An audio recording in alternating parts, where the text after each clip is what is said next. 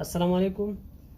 जब भी प्रेगनेंसी हो यानी हमल हो और इस दौरान बीपी बढ़ जाए, हाई हो जाए, तो हाइपरटेंशन के लिए आप एंटी हाइपरटेंसिव ड्रग्स कौन से इस्तेमाल कर सकते हैं।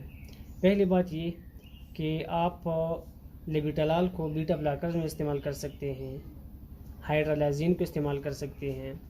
मिथाइल डोपा ये CNS ड्रग है और D2 एगोनिस्ट है।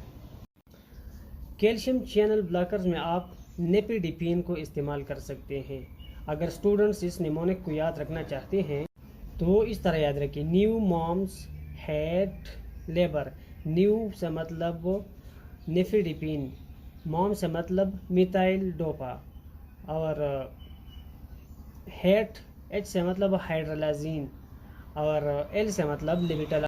इस किस्म की छोटी वीडियोज़ में पूरी मालूमात हासिल करने के लिए हमारे अकाउंट को फॉलो कर दें। Thank you. अल्लाह हाफिज़।